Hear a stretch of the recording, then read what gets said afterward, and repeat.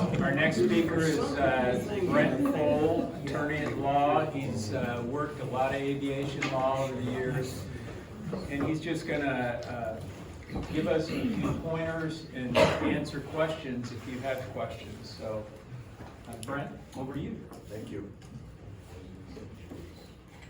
Well, I was going to start out just talking about general piloting, but I'm going to add something to the last speaker, because I do appreciate Dr. Ehrlich, and I understand the duties that she has and the kind of area of regulation that she has to work with.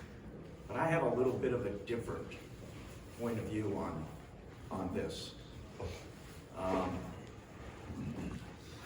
Show of hands, how many people here consider themselves just general aviation pilots and don't fly people for a living? Okay? That's about 90% of the people in this room. And how many of you would you estimate fly more than 5% of the time you fly over an urban area? You leave Lake Hood, you head out, there's no urban area. You leave Birchwood, you head out, there's no urban area. You leave Wasilla, you head out, there's no urban area. Okay? And I want to tell every one of you that when I give you this talk, I am absolutely about safety. Okay? Safety should be every one of our most important concern. And it's not only when you're the pilot, but when you have passengers. Okay? You have a responsibility, in my opinion, as a human, to ensure the safety of the person that is in a plane with you. I've always said, you know, people are entitled to do what they want when they're by themselves. Okay? You want to go fly at 5 feet off the ground, you can do it. You want to go fly and hit the water and skid on the water by yourself, you can do it. But when you fly other people, you have an absolute obligation to make them safe. And our medical is designed to identify issues that could keep you from being unsafe. That's the way I look at it. But I have a hard time with the fact, and I want anybody that carries passengers, any ATP pilots, any 135 pilots, anybody who's out there doing it for a living, the FAA expects you to be more professional and to have higher standards. But I don't quite understand why general aviation is held to the same standard that our professional pilots are. I mean, the same people that the FAA denies pilot's licenses, they go out and drive cars on our highway. And I could argue, I think rationally, that they're more dangerous in a car than they are in an airplane. I mean, people have heart attacks, die in their seat of their car, and cross over and hit other traffic. How many times do we hear about someone becoming incapacitated in an airplane and falling out of the sky? There was one event that happened about 8 or 10 years ago where a pilot kind of did a bunch of circles up on the hillside, I think it was. And I think there may have been some determination that that was a carbon monoxide issue. And there have been carbon monoxide issues that debilitate. But my only point is that general aviation pilots are held to the same standards as ATP pilots, and I don't always agree with that. So to your question, anybody that's over 50, in my opinion, should get both a medical, third class, and basic med. Okay? And Dr. Hillick is right. You can have both. If you get your third pass medical denied, you can't fly basic med. And it doesn't take a rocket science to figure out what you should do if you think you're gonna get your... Now, Dr. Illick would say, well, that's not right. I mean, that's, you could be endangering people, and I can't deny that. But that is the rule. You are playing within the rules if you never have your medical denied, and you can continue to fly basic med if you meet the requirements. But again, we have an obligation. And the only reason I say this is because my practice has changed. For years, I started back in 1992 in civil practice, 94.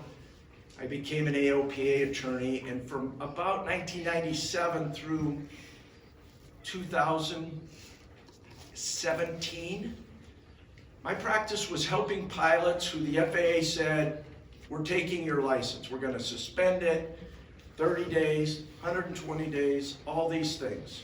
And they did. And we dealt with that.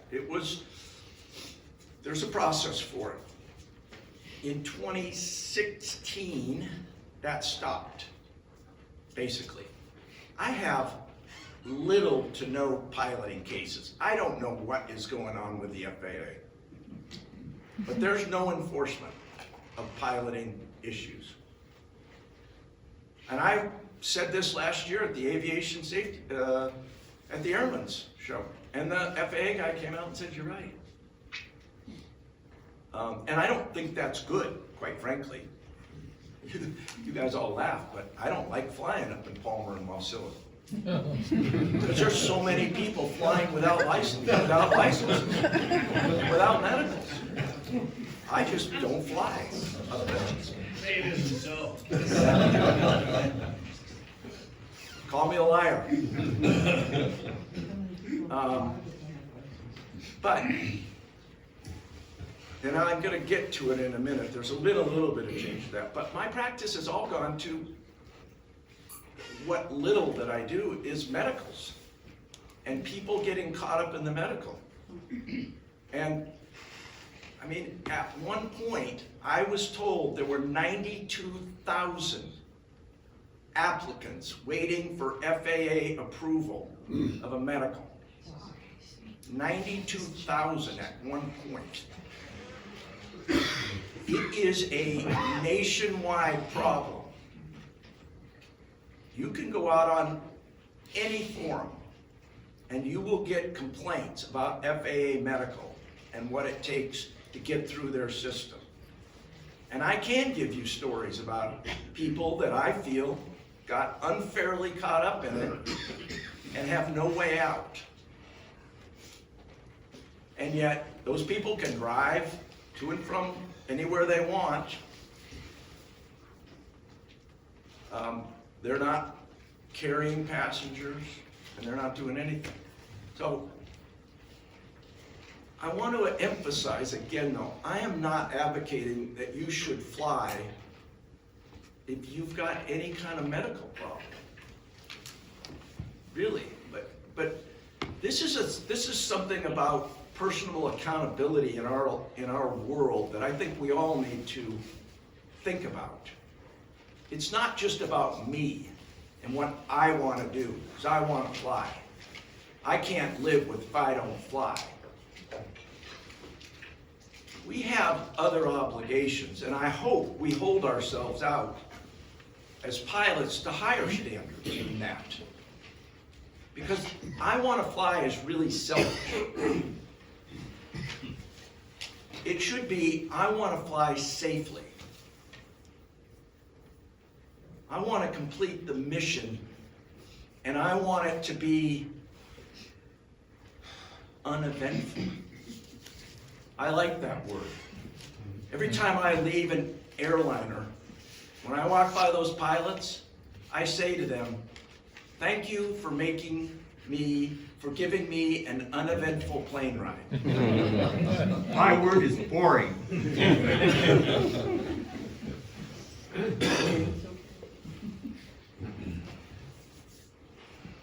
I guess that's enough said on that topic. I don't make these comments cavalierly. I look out in this crowd and I see a lot of experience, more than I have ever had. A lot of people that are both successful in business, successful in flying, successful in life. But I say to people, you have a special obligation as a pilot to be better. I'm troubled when I look out, and I don't, but I know because my damn sons send me this junk about these pilots that are doing stuff that I just don't think, it's not me. And that's maybe because I'm old and an old fogey, but risk-taking and trying to get clicks and trying to impress other people. And I do see some of the consequences of that because those things end up on my desk. I've been representing pilots, kind of mechanics, but mostly pilots for 35 years. And at the end of this, I'm going to talk a little bit about what I've learned. But I was asked to kind of give you an overview, and so I think the place to start always is FAR 91.3, and that says the pilot in command is responsible for the operation of the aircraft. Simple. I even have a slide here. It's got the FAR. Yeah. The pilot in command is directly responsible for and is the final authority as to the operation of that aircraft. And we forget about that sometime, but it is a very simple concept. It's one of the first things in the FARs. And for those of you that are, it isn't always, it's not very often a real issue, but when you're flying with somebody else, you're sharing the responsibilities, you're teaching, that's the first thing. But as the pilot, you are directly responsible for the operation of the aircraft. Okay?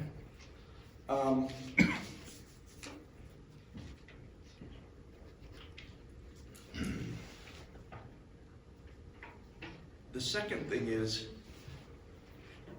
the pilot in command is required to ensure that the plane is airworthy. Now, he does that in several ways, the most basic of which is he buys a plane that has an airworthiness certificate, and he keeps it in annual. He does the annual every year because that certifies that he has followed the rules and is flying an airworthy aircraft. I will tell you right now that one of the changes that I've seen recently in dealing with the FAA is several actions being brought against pilots for operating unairworthy aircraft. It always has been an issue. But recently I've had 2 135 operators get sent LOI, letters of investigation, or similar things, and I don't know what's going to happen. I think, you see, we live in a different world, a little bit, and it's hard for people in Washington, D.C. to understand that. My first case involved a Beaver operator who came into land with some people And it was a very short lake. He'd been in there many times before in the past years. This was the first time this year. He landed, he believes, everybody says on the water, but the water was shallower. And he realized that when he kind of came to a stop in the middle of the lake. He got out and there was some crinkles in the fuselage. And he had passengers and guides, and there was some issues with the floats. And so the next question was, what do we do? Well, this lake happened to be in an area where there was nothing to tie down to. It's in the middle of the lake. What do you do? It's in Southwest Alaska. The winds are going to blow. And so he made the decision to fly it not home, but to another lake where they could tie it down to avoid a windstorm that was on its way. The FAA, even though nobody was in the plane, he did it, he flew it over, it was never flown after that until they got the ferry permit, is seeking to take away his license. And of course, the question is, in an in-flight emergency requiring immediate pilot in command may deviate from any part of this part to the extent required to meet that emergency. And the FAA has said this wasn't an in-flight emergency. You're on the ground. That plane didn't have to go anywhere. And so you shouldn't have flown it, and you flying that aircraft is a violation. I don't know what's going to happen.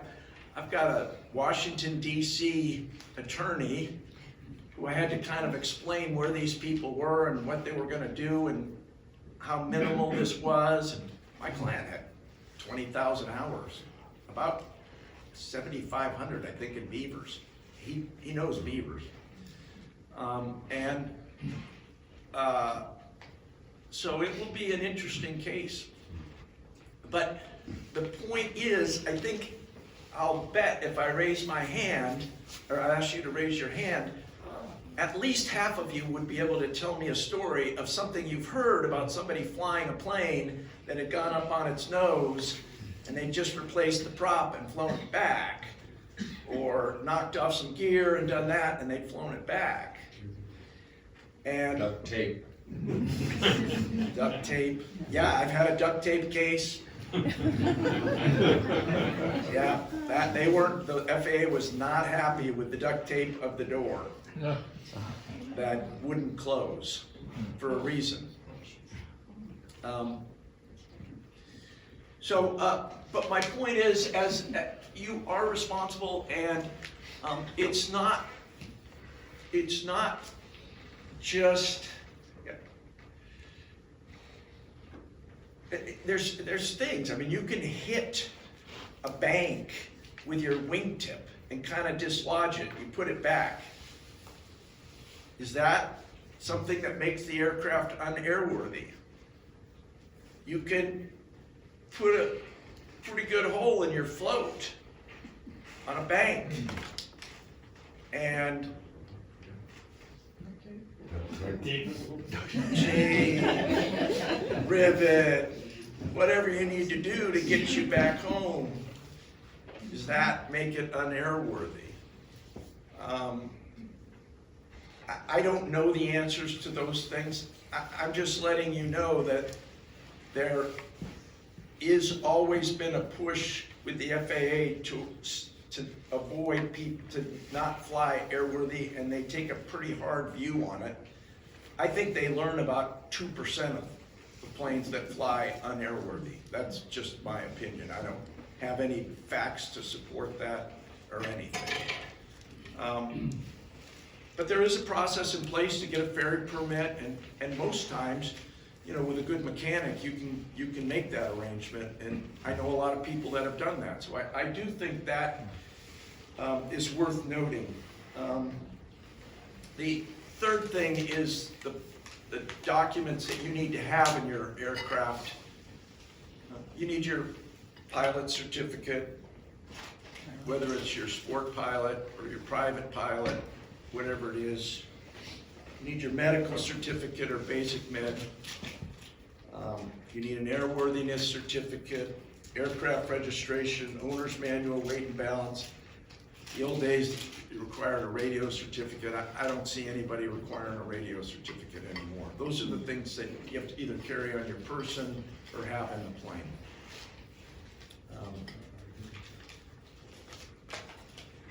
I have people asking me about ramp checks pretty regularly. Not that I want a ramp check if there's any FAA guys here, because I really don't care, but I don't want one. But I know that at least at Lake Hood, and there are occasions that I've heard out in Iliamna and different places where people have been ramp checked. And it does happen when the PMIs go out, or the POIs go out to the 135 operators, like in King Salmon, Knack, Dillingham. They'll be standing there doing it, you know, they're checking in, and somebody will land and they'll walk up and say, hey, can I see your stuff? So it does happen, and there are times where as an attorney I get reports that it's happening more often at a particular place. But I can only say I haven't seen it as much as I would have always expected. We've already gone over what you need to have in your possession. What are your rights? You have a right to remain silent. You don't have to answer any questions. You don't have to allow any searches of your aircraft.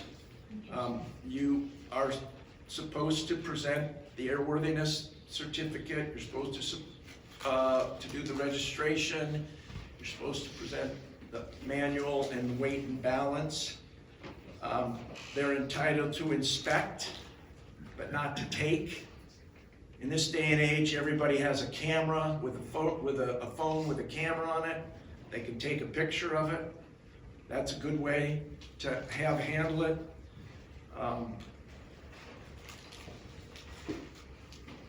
If you are being contacted by the FAA about something that has happened in the past,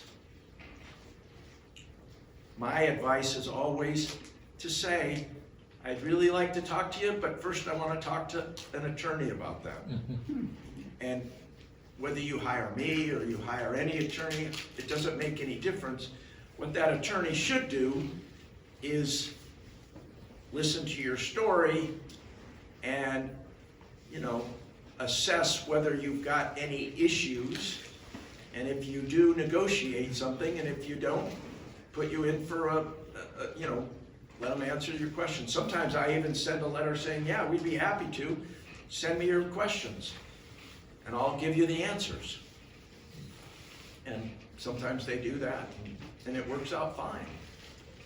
I don't take these positions because I'm an anti-government guy. I'm not. I see a reason, but on the other hand, I don't see the obligation to do more than what I have to do. This is the minimum. They understand what the minimums are. We now have the Pilot's Bill of Rights, which says specifically that if you're being investigated, you don't have to answer any questions, and it can't be used against you. Absolutely. And I've had FAA inspectors say, well, if your client doesn't tell me this, then I'm going to have to not, you know, hold that against him. And I'm like, well, wait a minute. I have this vision in the back of my mind about a Bill of Rights for pilots, and something in there says you can't do that. Oh, well, then we'll have to do it without him. And I'm like, well, that's fine, but you can't hold it against him.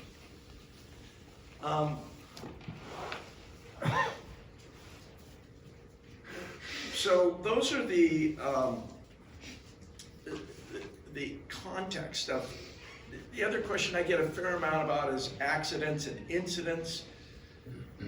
I can go over accidents and incidents, but it's surprising when you look at the definition of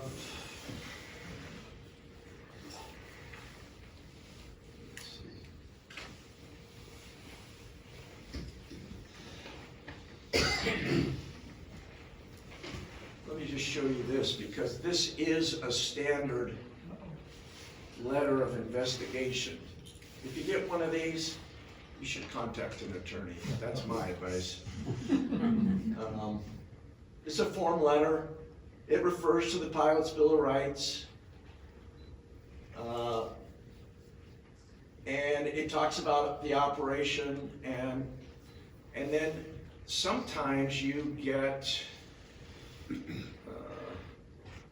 a letter of investigation with a 709, and what that says is, for some reason, we have concerns about your ability to operate an aircraft, and so we want you to come in and demonstrate. And I've had this happen. For instance, I had a pilot who had a 185 of all things, and he thought, oh, told his wife, I'm going out to go flying and connect. I'll be back in a couple hours. And he hadn't been flying much, but he decided that he was going to land on the Connect River and skim the river in his 185. And I don't know what happened. I saw something that made it look like he had been turning on curves, not just flying straight. And of course, bad things happen, ends up on its nose, pictures all over the internet. And I will say the FAA not only said, you're not gonna just come in and have a little talk with us, which is what they normally do, and I'll talk about that in a minute, but we're going to require you to take a certain amount of training because you haven't shown good judgment. And then we're gonna do a check ride. And then after all that, spent all that money, he bought another airplane, and his insurance company said, we're not gonna insure you because you didn't show good judgment. Now, what, in these areas, like I said, in 2016, the FAA came out and said, which is something many of us have been saying, all you pilots that we're gonna suspend or revoke, you're gonna be pilots again within a year, and you're gonna be flying again. And every one of you is gonna hate us. And you're never going, and we didn't do anything better. And we kept saying, as attorneys, why don't we take this opportunity, because most of this stuff is minor, take this opportunity to rehab people. Let's go through and analyze what it was that you did that was wrong, so we can ensure that we don't do that in something wrong in the future. And they adopted that rule. And that is the rule now, that if it's not commercial, it's not intentional misconduct, most people without priors who have a violation simply come into the FAA and have an interview. They show them their logbooks to show they're current. They show their entries to show that, you know, they have their biannual, they've done their 3 touch and goes if they need to be. And then they talk about the event, and they're only supposed to talk about, you know, what happened if it was an event where you were landing and you had a problem, or if you were taking off, you talk about that, if it was slow flight, or if it was, you know, muddy conditions. And then they release you, and that's all that happens. And I have, since about 2016, in every instance where we were advised that it was a compliance issue, I've sent my clients without me there. They've gone through the process and have had no problems. Okay? So it really hurt me, because my old mantra, I adopted the old t-shirt, if you're not unhappy, we're not unhappy, right? I really can't say that anymore because they've really done that and come around. And I think personally it's better. I think pilots appreciate it. I don't think that simply suspending somebody's license for 20 days made them a better pilot. I do think that when you work with the FAA and you talk with them, I think that that does make you a better pilot. I think they appreciate, or pilots that my clients appreciate that. And the interaction that they've had with FISTO has been very good. And I've applauded them on that. So, let me see.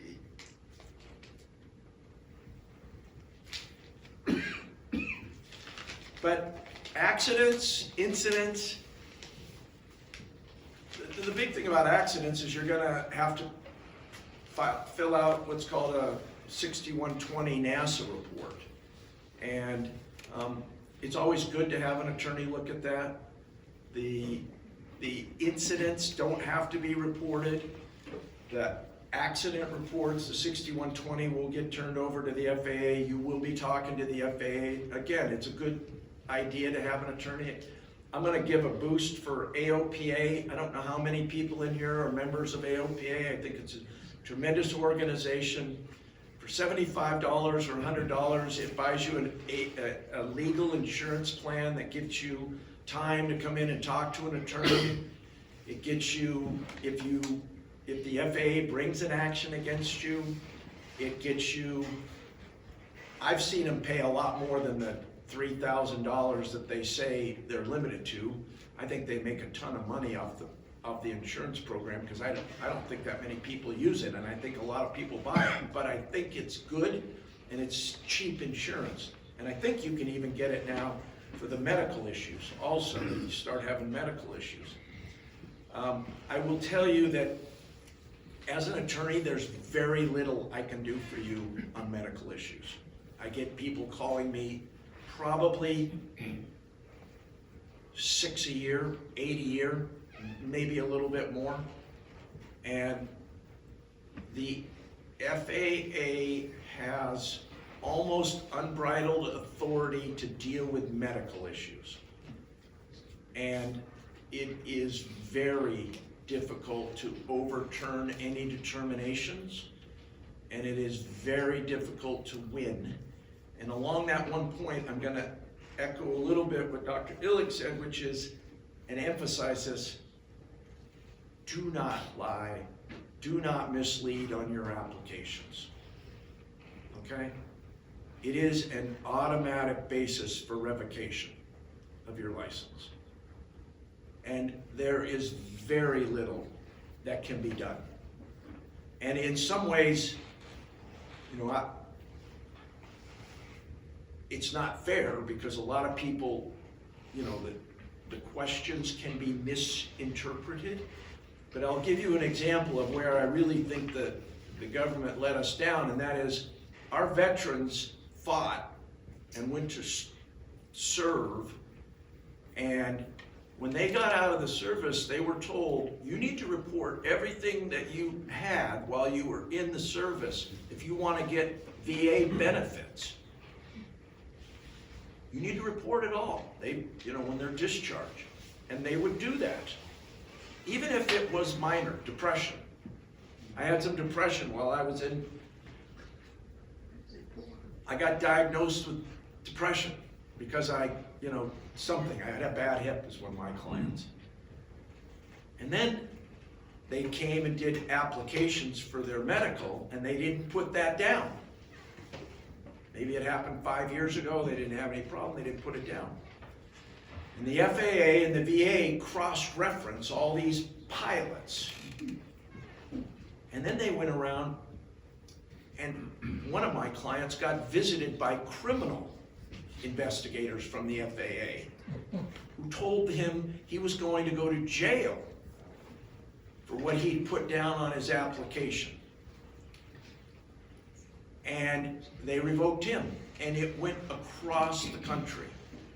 And I don't think it was right. Now, I'm not saying you should lie, I'm not saying you should mislead, but I'm not saying, well, what I am saying is simply revoking as the only penalty that is acceptable to the FAA was not right to a lot of our vets. And particularly when they were told to do exactly what they did to get their VA benefits. So, let's see.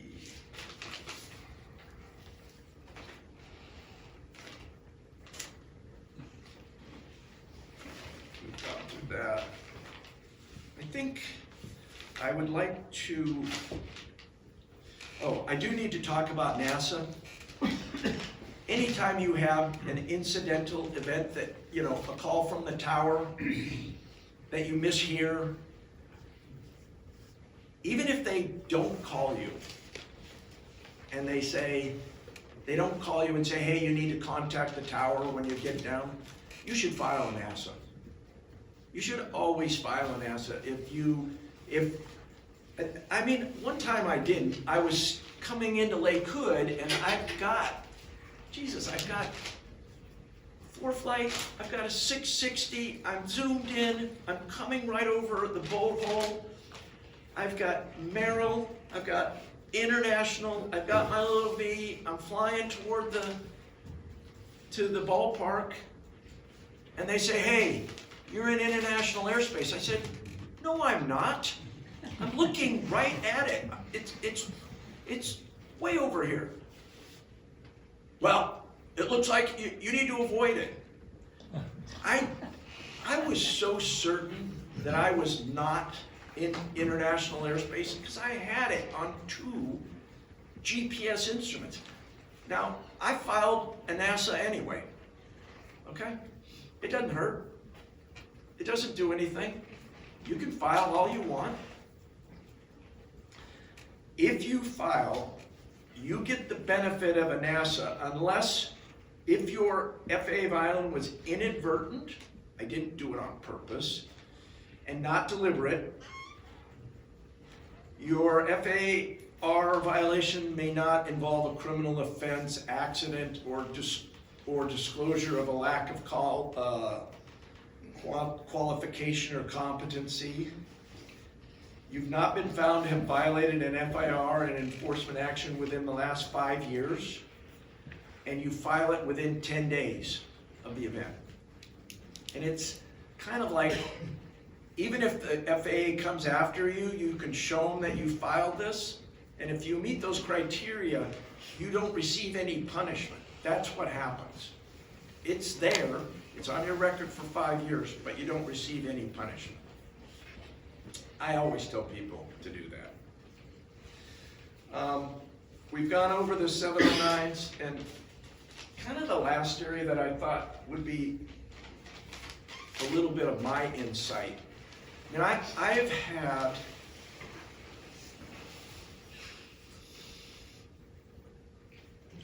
right at 30 years of being involved in aviation, and most of it at the pilot level.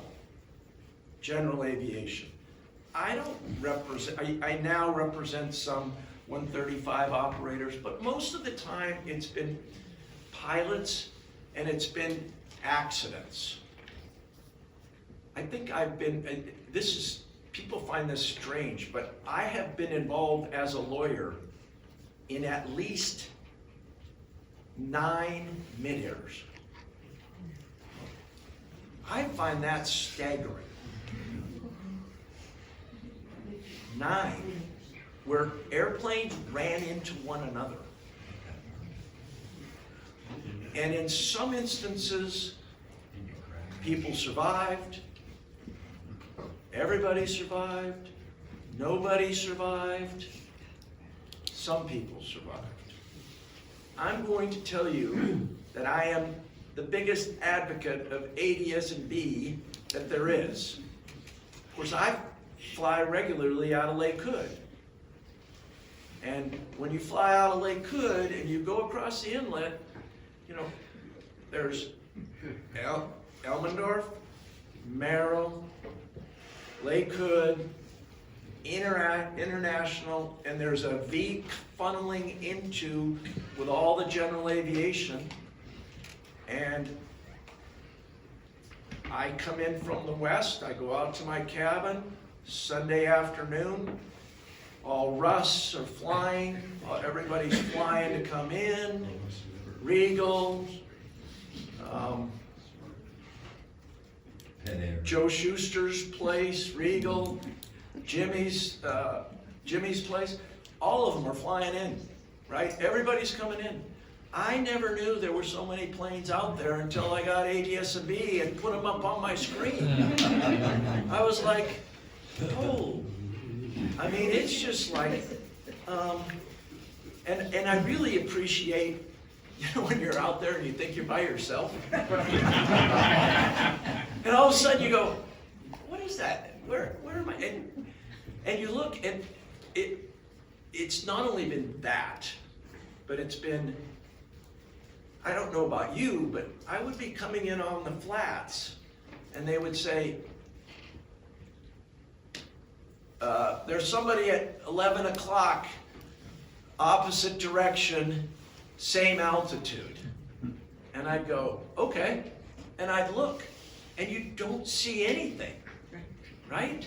You don't see anything. And people, I mean, I've been in front of people all the time, and they're like, what do you mean you don't see them? Of course you see them. Because they all think it's like a car. Everybody's relationship is, oh, it's a car. You're on the same road. It's got to be in that lane. You have to see it. And the truth is, you don't. I'm a big advocate of lights on your airplane.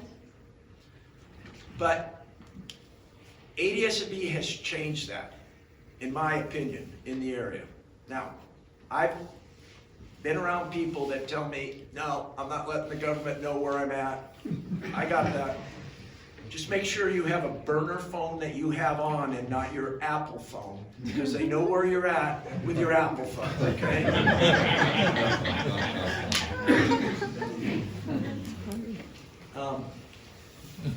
So, over the years, I've been able to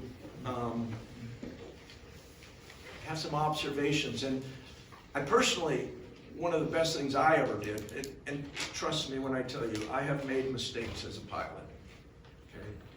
I am not perfect. I struggled when I began, but it was in part because I started basically with a 185, which was a terrible decision. But I did have a wonderful teacher who was very, very patient. And his name was Tom Wardley. And but for Tom Wardley, I probably wouldn't be here today, and I wouldn't own a plane, and I would have quit and went on and done something else.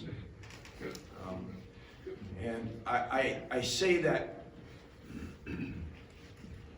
acknowledging what a presence he was then, and what his foundation has continued to do. But I want to talk a little bit about judgment, because I think judgment is the problem. I really don't think it's that difficult to fly a plane. Hell, we let 16-year-olds solo in planes. At the same time, they drive a car. I mean, think about it. What is the skill set that is necessary to operate a plane? And I don't know about you, but I had two teenage boys that were about as worthless until they were about 23. And I couldn't imagine. And I'm not saying there's some special people that are 16 and are great, but my point is, the FAA has determined that even a 16-year-old can fly. It doesn't take that much. It's not that physical. And I can tell you that as an attorney, what I've seen is in the first 150 hours Accidents are caused by lack of skill set. Lack of skill set. After about 150 hours, I would say 95% of the people have the skill set to operate planes. Now, can they, in a 150-hour pilot, operate a 206, a complex aircraft? Well, no, I'm not saying that, but within 75 hours after 150, if you operate a 185, you get the skill set. I would suspect that every person in this place has the skill set. The question in my mind has always been judgment. Are we teaching judgment? Does our poor judgment result in putting us in places where we shouldn't be? How do we react in these types of situations? Very few accidents that I'm aware of are caused by mechanical. There just aren't that many. And most of the time, you know, if your engine fails or you run out of gas, you can land the plane. You can. I've done it. So when you eliminate medical and you look at the analysis, from my perspective, and I'm not a statistician, I know you guys do more of this, but I really focus on judgment because I don't think we're teaching judgment well enough. And what is judgment? Well, it's a little bit common sense. It's a lot of experience. But it's more than that. It's understanding what your limitations are. And I'd like to focus on that for a minute. What are your limitations as a pilot? Do you have any? Do you think you can land on every 150-foot gravel bar? Do you think you can land in a crosswind at 25 knots, a direct crosswind, on pavement? So I think we, as pilots, if I am critical, do not analyze well enough what are my limitations as a pilot. And I think you have to do it all the time.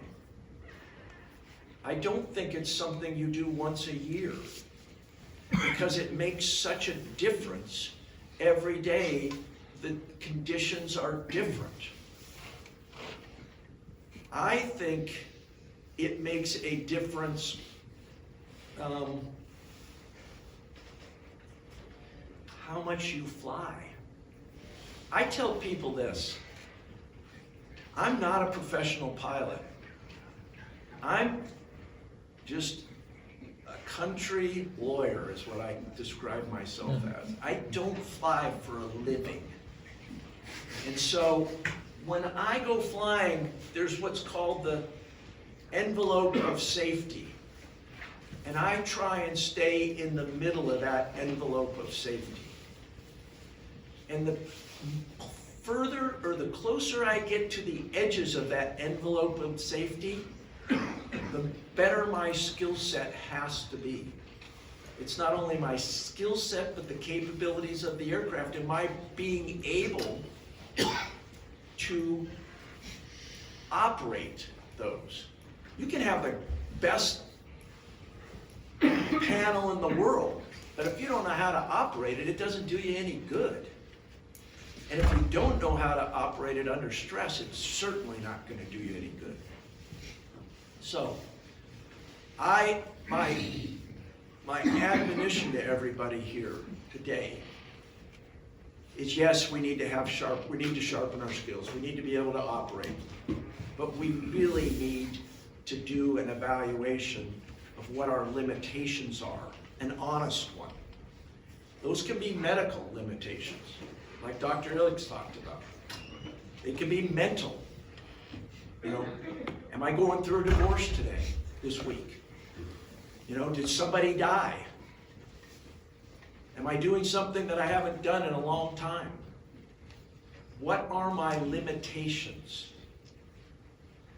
And then add to that what I really appreciated from Dick, listening to one of his talks, which is foreseeable fallibility, which I never appreciated, but I do more since I've thought more about it. You can take every step you want, and sometimes things are going to fail. And you have to be able to deal with that.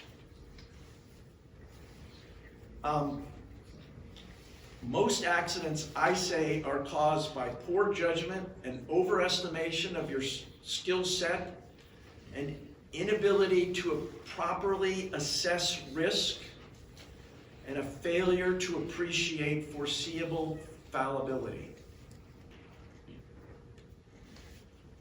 And I can't give you any golden rules, but I think if you follow and you address those issues when you operate your aircraft, you stand a better chance of never talking to me ever after this.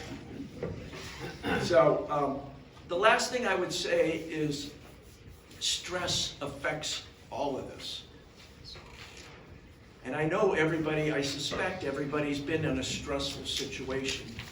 And you can go out and read all you want about how it impacts your judgment. But very few people under stress does their judgment get better. And if you are one of those people, I want to meet you. Okay? I want to know the secret. I want to know what you're eating. But very few people. And so, in order to perform better in stress, I would just say there's a group of people that have been studying this for a long time, and they're the military and they're the airlines. And what I take away from most of that is training and checklists and thinking ahead, anticipating if this goes bad, what am I going to do?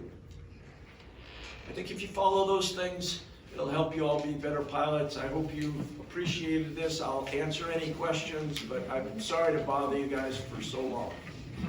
Yes, sir. Regarding that beaver that got little wrinkle landing in the shallow water, it went to another lake and then it got a ferry permit off to repair.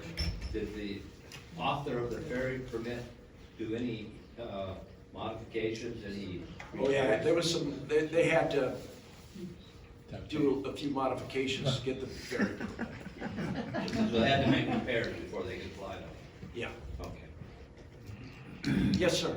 Is that a general aviation kind of question here? Is I'll the do thy best. $25,000 limit for incidents versus an accident, that's been around for 45 years that I know. Is there ever any thought of bringing that up? I mean, back in the day, you could buy 4 or 5 used 150s for $25,000. So that's a legislative policy question, and I can only tell you the better person to talk to would be AOPA, because they are constantly working with the FAA to upgrade our regulations and things. I've not heard of it, but I understand what you're saying. I'm not aware.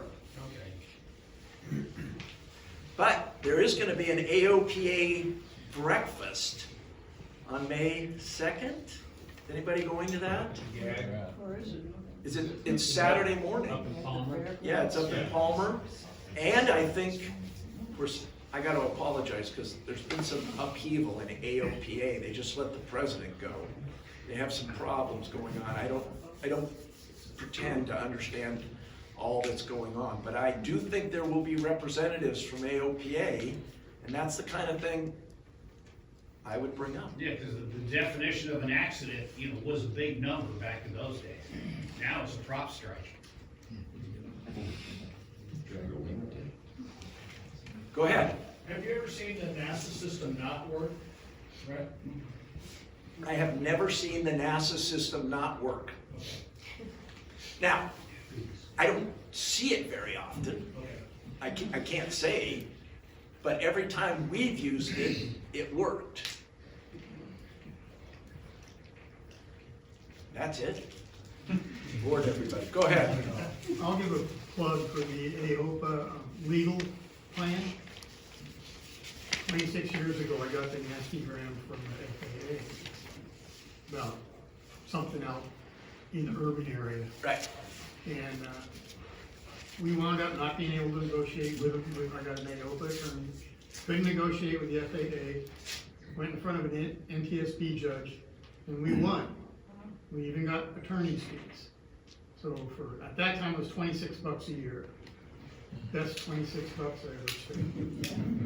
It's on auto renew now. Yeah.